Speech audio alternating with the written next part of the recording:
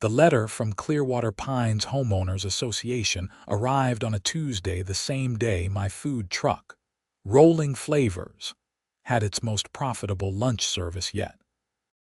I remember staring at the HOA letterhead with a mix of disbelief and amusement as customers lined up outside for my signature Korean fusion tacos.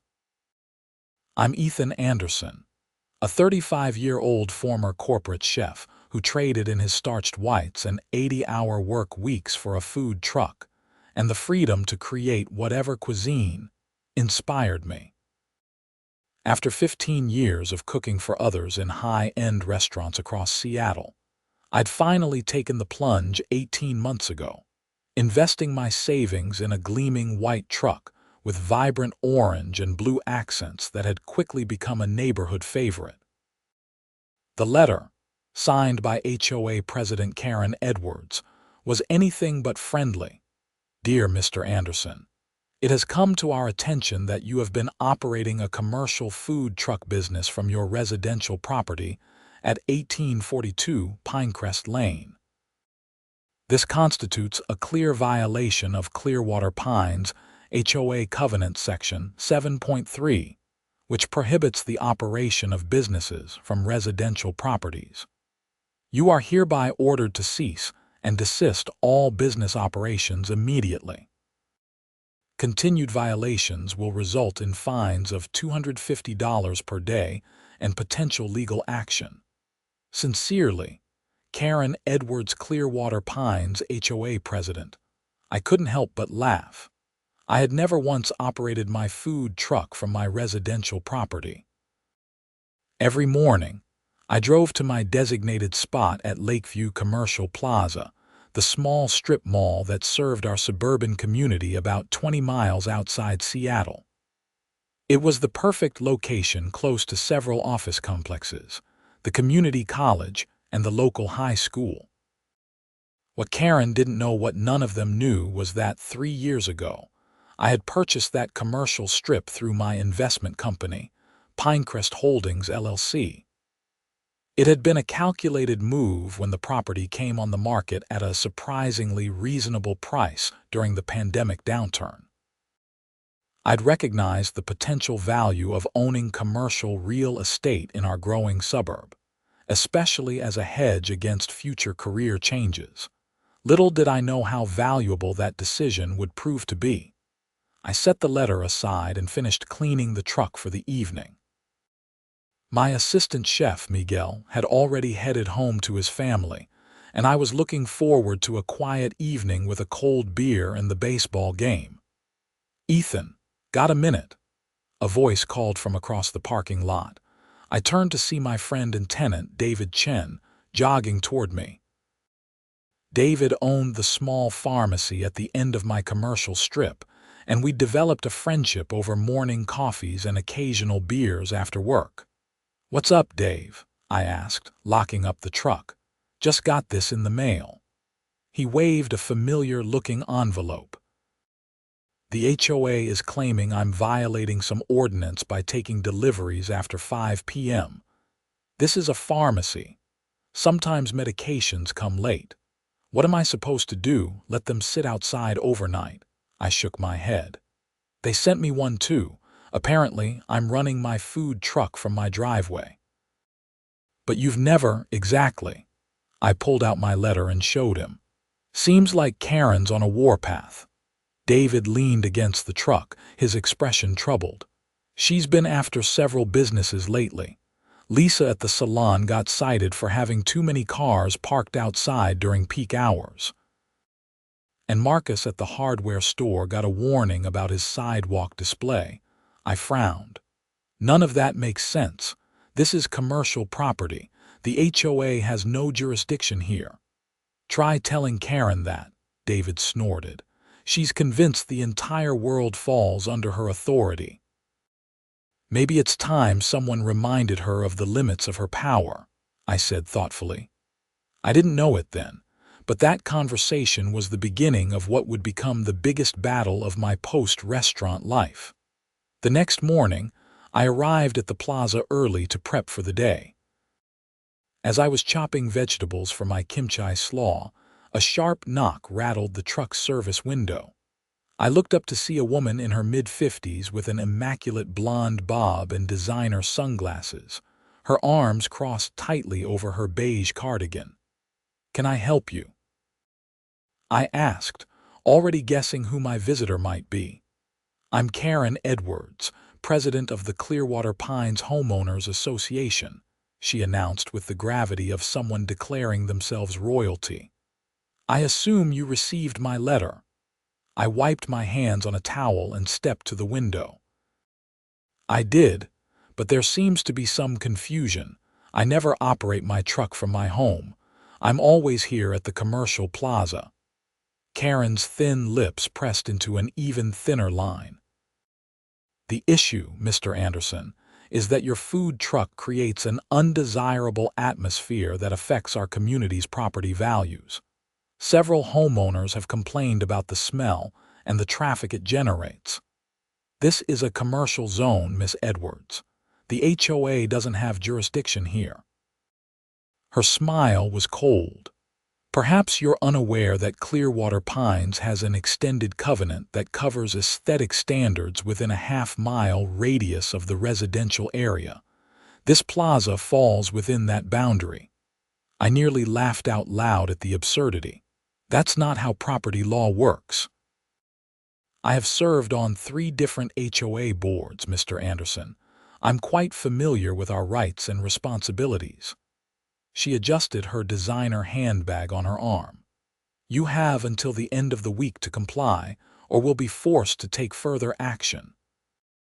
As she walked away, I noticed she stopped to speak with Marcus at the hardware store, pointing toward his sidewalk display of spring gardening tools. The man's shoulders slumped visibly. I pulled out my phone and dialed my friend Keith Lambert, a real estate attorney who'd handled the purchase of the commercial strip. "Keith, it's Ethan. I think I need your help with something." "Let me guess," Keith replied. "Karren Edwards is on another power trip. How'd you know?"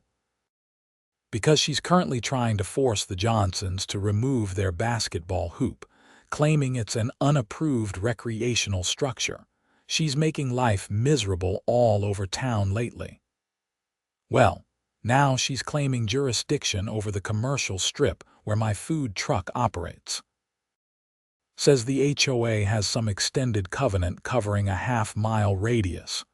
Keith's laughter came through the phone. "That's complete nonsense. She's bluffing." "I figured as much, but she's harassing all the business owners here. Can you check if there's anything legitimate to her claims?" "Will do." "In the meantime, don't worry about her threats.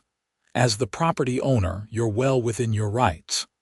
I thanked him and hung up, turning back to my prep work with a renewed sense of determination. If Karren wanted a battle, she'd picked the wrong food truck owner to bully. Later that afternoon, during the lull between lunch and dinner service, I gathered the other business owners from the plaza. We met in the back room of Marcus's hardware store, surrounded by boxes of inventory. "She's bluffing," I explained, after sharing my conversation with Keith. "The HOA has absolutely no authority over this commercial property." Lisa from the salon tossed her purple-streaked hair back. "She threatened to have my business license reviewed because we're generating excessive traffic. I've been here for 7 years. Marcus nodded. "She told me my sidewalk display violates some code about obstructions to community aesthetic continuity, whatever that means." "It means she's making things up," I said firmly. "Look, I've already spoken to my attorney. There's no extended covenant. There's no half-mile radius of HOA jurisdiction. She's overstepping, and we need to stand together." "Easy for you to say," David commented. "Some of us live in Clearwater Pines. She can make our home lives miserable if we cross her." The room fell silent as everyone considered this reality. Many of the business owners also lived in the neighborhood, giving Karren significant leverage over them. "What if she doesn't know who's behind the pushback?" I suggested. What if I take the lead on this? I'm willing to be the face of our resistance." Marcus looked skeptical. "You're still a resident too, Ethan," I smiled. "Yes, but I have an advantage none of you have." I paused for dramatic effect. "I actually own this entire commercial strip." Their surprised expressions were priceless. "Since when?" Lisa demanded. 3 years ago through my investment company. I keep a low profile about it, but legally, you're all my tenants." I looked around the room, which means I have both the legal standing and the financial motivation to put a stop to Karren's harassment. The mood in the room shifted from despair to cautious optimism. "What's your plan?" David asked. "First, we document every interaction with Karren or any HOA board member. Record conversations if possible. Keep copies of all letters or notices. Second, we continue operating exactly as we have been, following all actual county and state regulations. Third, I'm going to have my attorney send her a cease and desist letter." "Won't that just escalate things?" Marcus worried. I shrugged. "Probably, but sometimes you need to fight fire with fire." As the meeting broke up, I felt a surge of protective instinct for these business owners who had become my friends and community. Karren Edwards had no idea what she was walking into.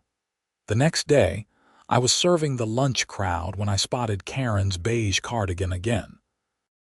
This time, she wasn't alone. Accompanying her was a tall, stern-looking man in a polo shirt with the county logo embroidered on the chest.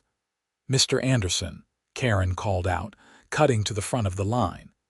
"This is Mr. Reynolds from the county health department. I've asked him to inspect your operation after receiving several complaints about potential violations." The customers in line murmured with concern. Food safety was no joke, and even the suggestion of violations could damage my reputation. I kept my smile in place. "Happy to accommodate an inspection, Mr. Reynolds. My permits and licenses are all current and we maintain strict health standards." The health inspector nodded professionally. "Standard procedure, sir. Nothing personal." "Of course," I agreed, though I could see the smug satisfaction on Karren's face. For the next hour, Mr. Reynolds meticulously inspected every aspect of my truck while I continued to serve customers. He checked temperatures, storage practices, hand-washing protocols, and documentation. Karren hovered nearby, clearly hoping to witness some damning violation. When he finished, the inspector handed me a form. "Everything looks good, Mr. Anderson. You're operating well within health department guidelines. Keep up the good work." Karren's face fell. "But what about the excessive noise from his exhaust fans? And the odors affecting nearby properties?" Mr. Reynolds looked uncomfortable. "Madam, those issues wouldn't fall under health department jurisdiction unless they posed a specific health hazard, which they don't. You might want to check with zoning or nuisance ordinances." "I certainly will," she snapped, before turning on her heel and marching away. As the health inspector packed up his equipment, he lowered his voice. "Between us, this is the third business she's called us to inspect this week. None have had any violations. She's targeting all the businesses in the plaza," I explained. He shook his head. "Some people have nothing better to do than make trouble." He handed me my inspection copy. Perfect score, by the way. Not many mobile operations manage that. I thanked him, feeling vindicated but aware that Karren was just getting started. True to form, the next day brought another challenge. A zoning enforcement officer arrived, clipboard in hand, to verify that my food truck was operating in a properly zoned commercial area. Like the health inspector, he found everything in order. The day after that, Karren showed up with 2 other HOA board members during my busiest lunch hour. They stood off to the side, taking photos and making a show of recording the number of customers, presumably to document the excessive traffic I was generating. My patrons noticed their surveillance, and several made a point of speaking to me about it while ordering. "What's their problem?" asked Emma, a regular who worked at the insurance office across the street. "HOA politics," I explained, handing her the bulgogi burrito she ordered twice a week. "They think they can shut down businesses they don't personally approve of. Seriously. My husband and I specifically bought outside HOA boundaries to avoid that kind of nonsense." Emma glanced over at Karren and her cronies. "Want me to go give them a piece of my mind?" I laughed. "Thanks, but I've got this handled. Best thing you can do is keep enjoying your lunch. And leave a 5-star review," she winked, dropping an extra $1 in my tip jar. By the end of the week, Karren had escalated to new tactics. Flyers appeared on car windshields throughout the neighborhood claiming that unsanctioned food vendors create health risks, with a poorly photoshopped image that was clearly meant to be my truck. There was no direct mention of rolling flavors, but the implication was unmistakable. I'd had enough. It was time to meet with Keith and develop a real strategy. Keith's law office was located in downtown Seattle, with a view of Elliott Bay that reminded me why I loved the Pacific Northwest, despite its rainy reputation. He greeted me warmly and led me to a conference room where he'd already spread out several documents. "I've been doing some digging," he said, gesturing for me to sit. "And it's worse than I thought. Karren Edwards isn't just on a power trip, she's potentially engaging in illegal harassment and defamation." "The flyers?" I asked, pulling out one I'd collected from my own windshield. "Those are just the beginning." Keith pushed a folder toward me. "Take a look at these." Inside were printouts of emails between Karren and various county departments, obtained through public records requests. In them, Karren made false claims about health violations, zoning issues, and even suggested that my food truck was possibly involved in drug distribution due to the suspicious nature of its changing locations. "This is insane," I muttered, flipping through the pages. "I operate on a regular schedule at fixed locations, just like every other food truck in the county." "Exactly, and she knows it." Keith tapped the papers. "This is a deliberate campaign to damage your business." "Why target me specifically? I'm not the only business owner in the plaza." Keith leaned back in his chair. "I have a theory about that. When did the harassment start?" "About 2 weeks ago. Right after I won the Best Food Truck Award in Seattle Weekly." "Bingo," Keith nodded. "Your success is visible." And according to county records, Karren's husband, Richard Edwards, applied for a permit to open a restaurant in the plaza 3 months ago. It was denied because the zoning commission felt the area was already adequately served by food businesses. The pieces clicked into place. So she's trying to eliminate the competition. It appears so, and she's using her HOA position as a weapon. I rubbed my temples, processing this information. "So what's our play here?" Keith smiled, the kind of smile that reminded me why he had a reputation as one of the toughest real estate attorneys in Seattle. "We have several options. First, the cease and desist letter we already discussed. Second, we can file complaints with the county about her abuse of the HOA position and false reporting to government agencies. Third, and this is where it gets interesting, we reveal that you're the owner of the commercial property." "I'd rather save that as our nuclear option," I said after a moment's consideration. "If we show our full hand right away, we lose the element of surprise." "Fair enough." Keith made some notes. "Let's start with the cease and desist then. I'll have it delivered tomorrow. It will clearly outline the legal boundaries of HOA authority and warn of legal consequences if the harassment continues.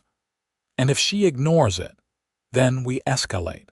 Keith's expression turned serious. Look, Ethan, I know you want to be reasonable about this, but what she's doing isn't just annoying, it's potentially criminal. False reports to government agencies, defamation, harassment, these are serious matters. I nodded, realizing the gravity of the situation. All right. Let's start with the letter and see how she responds. As I drove back to Clearwater Pines, I couldn't help wondering how things had escalated so quickly. What had started as an annoyance had turned into a full-blown legal battle, all because Karren Edwards couldn't stand the idea of a successful food truck operator in her vicinity. I pulled into the plaza to check on my truck, which I left secured in its usual spot overnight. As I approached, my heart sank. Someone had spray-painted "health hazard" across the side of my pristine white truck in bright red letters. Pulling out my phone, I immediately called the police to report the vandalism, then took photos from multiple angles for evidence. As I was documenting the damage, Marcus from the hardware store rushed over.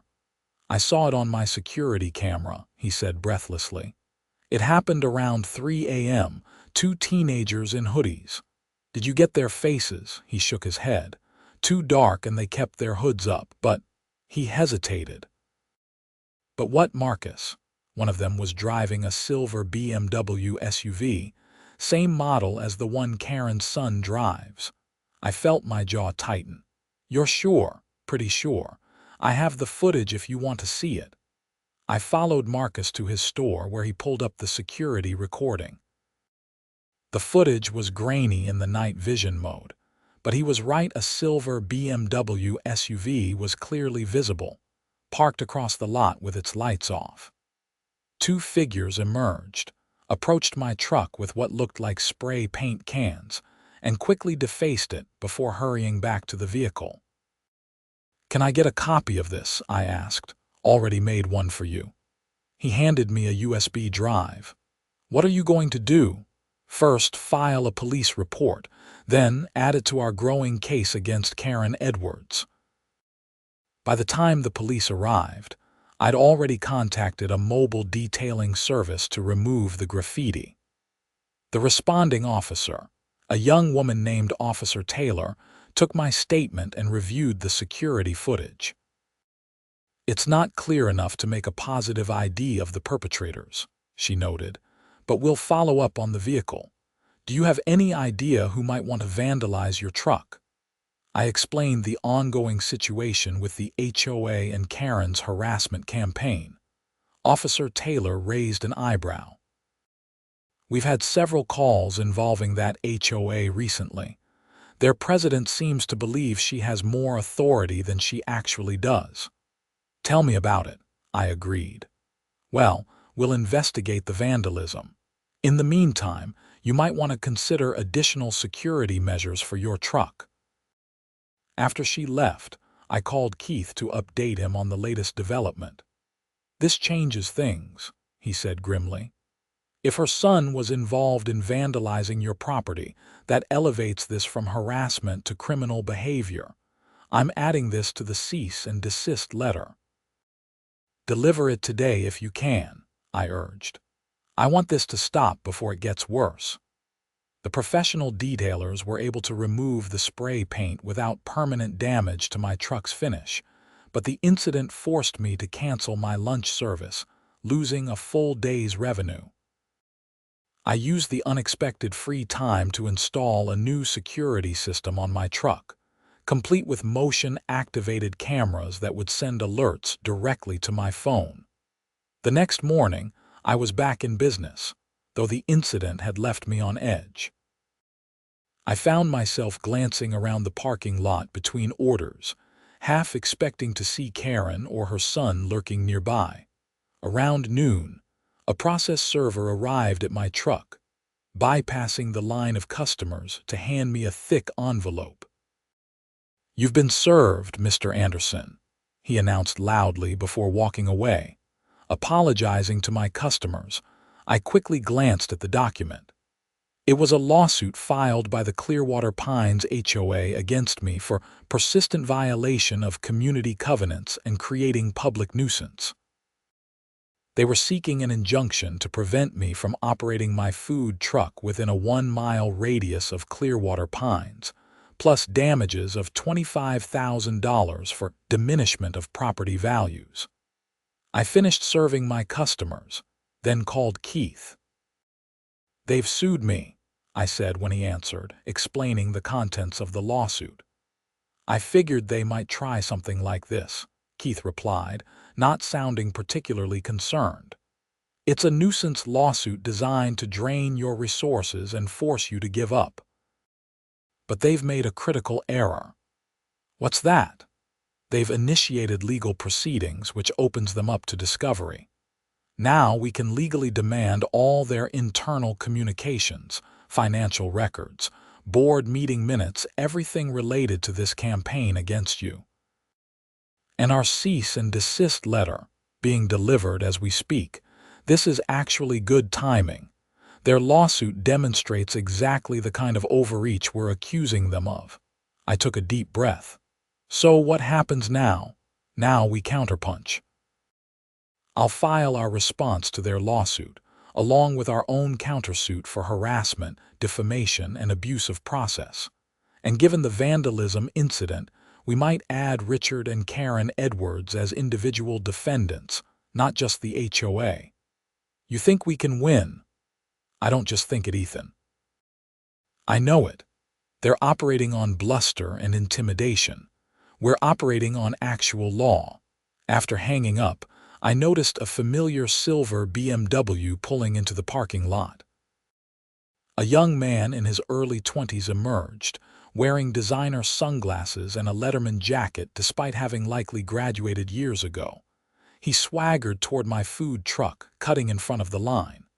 "Hey," protested a woman waiting to order. "There's a line here." The young man ignored her, leaning on my counter with an arrogant smirk. "So you're the food truck guy my mom's been talking about." I maintained my professional demeanor. "If you'd like to order, sir, please join the end of the line." "Nah, I'm not here to eat your garbage food.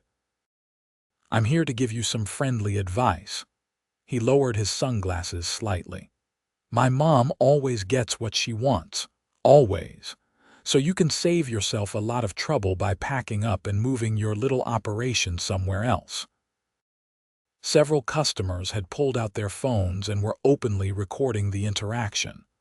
I was acutely aware that my response needed to be measured. "Is that why you vandalized my truck at 3 a.m.? To give me friendly advice?" I asked calmly. His smirk faltered slightly. "I don't know what you're talking about." Silver BMW, 2 people with spray paint, all caught on security cameras. I gestured to the new cameras visibly mounted on my truck. "The police have the footage." His face reddened. "You can't prove anything." "Perhaps not yet. But harassing a business owner at their place of work, that I can prove, since about a dozen people are recording it right now." I nodded toward the customers with their phones out. The young man glanced around, suddenly realizing he was creating a scene that wasn't working in his favor. "Whatever, man. Your food truck days are numbered." He pushed away from the counter and stalked back to his BMW. As he drove away, several customers approached to express their support. "What a jerk," said one regular, a teacher from the nearby high school. "I hope you reported him." "Don't worry," I assured her. "Everything's being handled." By the time I closed up for the day, video of the confrontation with Karren's son had gone viral on local social media. Someone had created a hashtag, Food Truck Freedom, and residents were sharing stories of their own run-ins with the Clearwater Pines HOA. When I arrived home that evening, I found Karren Edwards herself waiting in front of my house, arms crossed and face set in a thunderous expression. "Mr. Anderson," she said as I got out of my car, "we need to talk about your slander campaign against my family." "Slander requires false statements, Miss Edwards. I've only shared factual information. I unlocked my front door, deliberately not inviting her in. And I should remind you that approaching me at my home could be considered harassment, especially given the cease and desist letter you received today. That letter is a joke, she snapped. And this lawsuit will show everyone that you can't just ignore community standards whenever it suits you. The lawsuit is as baseless as your claims of HOA jurisdiction over commercial property, I replied calmly. But since we're both now represented by counsel, I suggest all further communication go through our attorneys. You're making a serious mistake, she warned. I have connections throughout this county. By the time I'm done, no one will want to eat from your truck.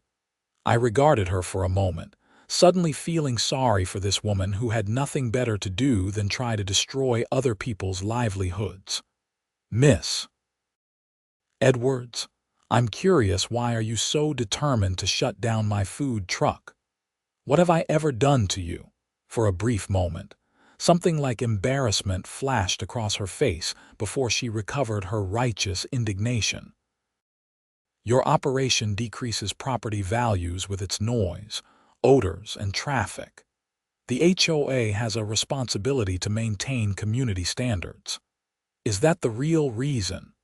Or is it because your husband's restaurant permit was denied? Her eyes widened slightly before narrowing. That's completely irrelevant. Is it? Because targeting a successful food business right after your husband failed to get approval for his restaurant seems like quite a coincidence. How dare you suggest? Good night, Miss Edwards, I said firmly, stepping inside my house and closing the door on her protests. Through the peephole, I watched her stand there fuming for several moments before finally returning to her luxury SUV parked at the curb. As she drove away, I felt the first real satisfaction since this conflict began. Karren Edwards was used to intimidating people into submission. She wasn't prepared for someone who refused to be bullied. The next morning, Keith called with an update. The judge has scheduled an emergency hearing on their injunction request for tomorrow morning, he explained. They're trying to fast-track this, probably hoping to catch us unprepared. Will we be ready? I asked, concerned about the quick timeline. More than ready. In fact, this works in our favor. I've prepared a motion to dismiss their case entirely, along with our countersuit, and I have a surprise witness who's agreed to testify. Who? Thomas Reynolds, the health inspector. He's willing to go on record about how Karren explicitly asked him to find violations at your truck, suggesting he look harder even after his initial inspection found nothing wrong. I whistled. That's huge. It is. And it directly supports our claim that she's been filing false reports and abusing her position. Keith sounded confident. Be at the courthouse by 9 a.m. tomorrow. Wear something professional but not too formal. We want you to look like the honest small business owner you are. That day at the food truck was my busiest ever. Word had spread about the conflict with the HOA, and it seemed like half the neighborhood turned out to show their support. I ran out of food an hour before my usual closing time, having served nearly twice my normal number of customers. As I was cleaning up, Lisa from the salon came over with a thick envelope. "What's this?" I asked. "Statements," she said proudly, "from dozens of residents and business owners documenting Karren's harassment over the years." Marcus and I collected them today after seeing what happened with her son yesterday. Thought they might help your case. I flipped through the papers page after page of detailed accounts of Karren's bullying tactics, arbitrary rule enforcement, and personal vendettas against anyone who crossed her. "Lisa, this is incredible, thank you," she shrugged. "We should have stood up to her years ago. Better late than never, right?" I added the statements to my case file and finished closing up, mentally preparing for the hearing the next day. Despite Keith's confidence, I was nervous. Karren had mentioned her connections in the county, and I worried about how much influence she might actually have. The next morning, I arrived at the King County Courthouse, wearing my best non-chef clothes, dark jeans, a blue button-down shirt, and a navy blazer. Keith met me in the lobby looking sharp in his tailored suit. "Ready for this?" he asked, handing me a coffee. "As I'll ever be," I replied, grateful for the caffeine. Inside the courtroom, I was surprised to see how many people had shown up. In addition to Karren and what appeared to be the entire HOA board, there were at least 24 residents from Clearwater Pines, plus several of the business owners from the plaza. Marcus gave me a subtle thumbs up from his seat.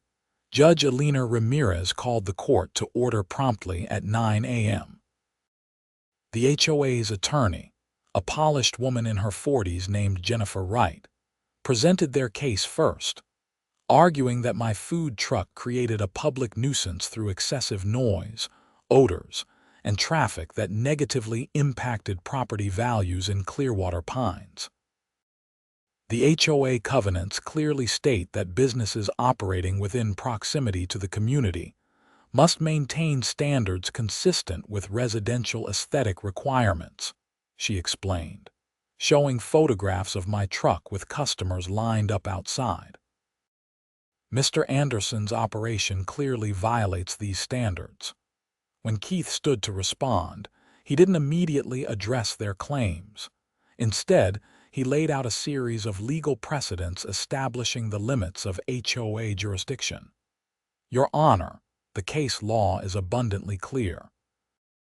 Homeowners associations have no legal authority over commercial property unless that property is specifically included in the HOA's founding documents. The commercial plaza where my client operates is not now, nor has it ever been, part of Clearwater Pines HOA." He then presented evidence of Karren's harassment campaign, the false reports to county agencies, the defamatory flyers, the confrontation with her son, and the statements Lisa had collected. "This isn't about property values or community standards," Keith argued. "This is about Miss Edwards using her position to pursue a personal vendetta against my client, possibly to eliminate competition for her husband's proposed restaurant." Judge Ramirez turned to the HOA's attorney. "Miss Wright, do you have any response to these allegations of harassment?" "Your Honor, these claims are irrelevant to the question of whether Mr. Anderson's business violates community standards," Miss Wright replied smoothly. "The HOA has a responsibility to enforce its covenants, regardless of Mr. Anderson's characterization of those efforts." The judge leaned forward. "Perhaps we should clarify the fundamental issue first. Miss Wright, can you provide documentation showing that the commercial plaza falls under Clearwater Pines HOA jurisdiction?" Miss Wright shuffled through her papers. "The extended covenant covering aesthetic standards within a half-mile radius was added by a board vote in 2018, Your Honor." "Was this amendment properly filed with the county and communicated to all affected property owners?" Judge Ramirez asked. "I would need to verify that, Your Honor." Keith jumped in. "Your Honor, I can save the court some time. No such amendment was ever properly filed, nor could it have been legally enforceable even if it had been. HOAs cannot unilaterally extend their jurisdiction to include properties that were not part of their original chartered area." The judge nodded. "That's my understanding as well." She turned back to Miss Wright. "Do you have any documentation showing that the original HOA boundaries included this commercial property?" "Not at this time, Your Honor, but then on what legal basis are you seeking to enforce HOA rules on property outside your jurisdiction?" Miss Wright looked flustered for the first time. "The covenant allows for community standards to be maintained in areas that impact Clearwater Pines, regardless of technical boundaries." Judge Ramirez's expression made it clear she wasn't impressed by this argument. "That's not how property law works, counsel." Keith seized the opportunity. "Your Honor, if I may, there's an additional fact that renders this entire case moot." He glanced at me, and I nodded my permission. "The owner of the commercial plaza in question is, in fact, my client, Ethan Anderson, through his company Pinecrest Holdings, LLC. A murmur ran through the courtroom. Karren Edwards looked like she'd been slapped. "Mr. Anderson purchased the property 3 years ago as an investment," Keith continued. "As the legal property owner, he has every right to operate his business there, subject only to county zoning and health regulations, with which he has fully complied." Judge Ramirez looked directly at Karren Edwards, who was whispering furiously to her attorney. "Miss Edwards, are you aware that Mr. Anderson owns the commercial property in question?" Karren stood, visibly struggling to maintain her composure. "No, Your Honor, I was not. But that doesn't change the fact that his operation negatively impacts our community." "Actually, it fundamentally changes the legal standing of your case," the judge corrected. "You have no authority to enforce HOA rules on private property outside your jurisdiction, regardless of proximity or perceived impact." After a brief recess to review the documentation Keith had provided, Judge Ramirez returned with her ruling. The court finds that Clearwater Pines HOA has no legal authority over the commercial property owned by Mr. Anderson. The request for an injunction is denied, and the lawsuit is dismissed with prejudice. She then addressed our countersuit. Regarding Mr. Anderson's claims of harassment and defamation, there appears to be substantial evidence supporting these allegations. The court will schedule a separate hearing to address these claims in detail. Finally, she looked directly at Karren. "Miss Edwards, I strongly advise you to cease all actions against Mr. Anderson and other business owners in the commercial plaza. Any further harassment could result in significant legal penalties, including personal liability." As we exited the courtroom, I was surrounded by well-wishers from the neighborhood and fellow business owners. Karren and the HOA board members huddled with their attorney, looking shell-shocked. "We did it," I said to Keith, still processing our victory. "This was just round one," he reminded me. "The countersuit will take longer to resolve, but yes, we won the immediate battle. They can't shut down your business." Over the next few weeks, the situation took several unexpected turns. First, Richard Edwards resigned from the HOA board, citing personal reasons. Then, 3 more board members stepped down after residents called a special meeting to question the HOA's legal expenditures on the failed lawsuit. Most surprisingly, Karren herself appeared at my food truck one afternoon, without her usual entourage or air of superiority. She waited in line like any other customer, and when she reached the window, she looked uncomfortable but determined. "Mr. Anderson," she began stiffly, "I owe you an apology." I raised an eyebrow but said nothing, waiting for her to continue. "My behavior was inappropriate and possibly illegal." She glanced around to make sure no one was listening too closely. "My attorney has advised me that your countersuit is likely to succeed and that I could face significant personal liability." "I see," I said neutrally. "I'd like to propose a settlement." She handed me an envelope. "My formal apology, plus an offer to cover all your legal expenses and the revenue you lost due to our actions. In exchange, I ask that you drop the countersuit." I took the envelope but didn't open it. "And the other business owners you harassed," she had the grace to look ashamed. "Similar arrangements have been offered to them. And your son's vandalism of my truck. He will make full restitution and perform community service," she said quietly. It was a stupid, impulsive act that he deeply regrets. I studied her face, trying to determine if her remorse was genuine or merely the result of being caught and facing consequences. Perhaps it was a bit of both. "I'll have my attorney review your proposal," I said finally. "But regardless of what happens with the lawsuit, I hope you understand that the business owners in this community deserve respect and fair treatment." She nodded. "I do understand that now, and I've resigned as HOA president, effective immediately." After she left, I opened the envelope. The settlement offer was substantial, including not just compensation for my losses, but also a commitment to fund a small business support initiative for the community. I called Keith to discuss it. "It's actually quite generous," he admitted after I detailed the offer. "And it would save you the time and stress of a protracted legal battle." "What about the other business owners?" "I've heard from several of them today. She's making similar offers all around, apparently eager to make this go away as quickly and quietly as possible." I thought about it overnight before making my decision. The next day, I gathered the business owners at Marcus's hardware store again. "I'm inclined to accept the settlement," I told them. "Not just for the compensation, but because it includes funding for local business development that could benefit all of us." Lisa nodded. "I'm accepting too. The money won't change what happened, but it acknowledges the harm she caused and she's stepping down from power.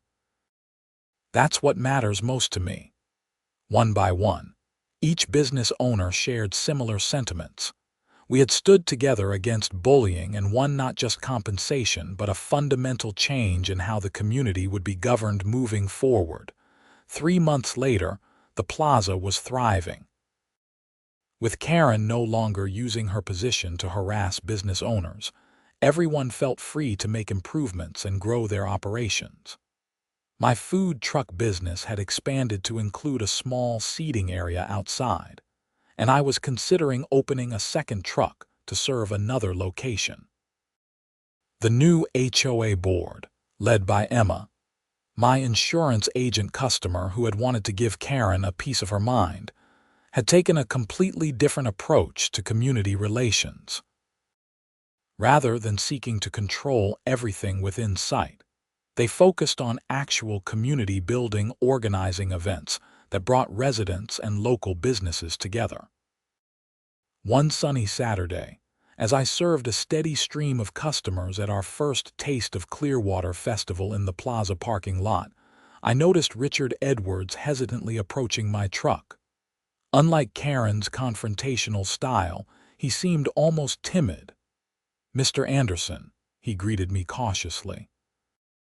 "I wanted to thank you for accepting the settlement. It gave us a chance to make things right." I nodded acknowledgement. "Your wife seems to have taken the lessons to heart." "She has," he confirmed. "It's been humbling for both of us." He paused, then added, "I also wanted to ask your advice, actually, about the restaurant I still hope to open someday." I was surprised by the request. "What kind of advice? Where to start? How to approach it differently?" He looked around at the festival, where local businesses and residents were mingling happily. How to become part of the community rather than trying to control it. I considered his request. The man standing before me wasn't the entitled husband of a power-hungry HOA president, but someone who had learned a difficult lesson about community and respect. "Come by the truck next week," I offered. "We can talk about what it really takes to build a successful food business in this neighborhood." He smiled with genuine relief. "I'd appreciate that very much." As he walked away, I surveyed the thriving commercial strip that had become the heart of our community. What Karren had never understood was that success wasn't about control or imposing rules. It was about creating something people valued and wanted to be part of. My food truck had succeeded not because I owned the property it operated on, but because I offered something the community genuinely wanted. The ownership had just been my insurance policy against exactly the kind of baseless interference Karren had attempted. In the end, the lesson wasn't just for Karren and the HOA. It was for all of us. Community isn't built through rigid rules and enforcement, it's cultivated through cooperation, mutual respect, and the freedom to contribute in our own unique ways. As I handed a bulgogi burrito to Emma, now wearing her HOA president pin alongside her insurance company name tag, she grinned and said, "Who would have thought a food truck would end up saving our neighborhood?" I laughed. Sometimes the best things come from unexpected places. Like a chef who secretly owns the whole commercial strip, she teased. Not so secretly anymore, I admitted. But it turns out transparency works better for everyone. The plaza continued to thrive under this new philosophy of openness and cooperation. 6 months later, we expanded the parking lot to accommodate growing business. And a year after that, Karren Edwards did eventually open his restaurant, a modest Italian place that complemented rather than competed with my Korean fusion offerings. Karren, true to her word, remained out of HOA leadership, though she did join the Community Beautification Committee, where her attention to detail proved an asset rather than a weapon. Her son completed his community service by helping maintain the plaza grounds, and eventually took a job at Marcus's hardware store, where he discovered an unexpected aptitude for customer service. As for me, Rolling Flavors expanded to 3 trucks serving different areas of the county, and I eventually opened a small brick-and-mortar location right there in the plaza, just 2 doors down from Richard's Italian restaurant. On warm summer evenings, our customers would often share the outdoor seating area, creating exactly the kind of community gathering space I had always envisioned. The battle with the HOA had been stressful and unnecessary, but it had ultimately transformed our neighborhood for the better. Sometimes it takes standing up to a bully to remind everyone what truly matters, not property values or aesthetic uniformity, but the connections we build with one another over good food, honest conversation, and mutual respect.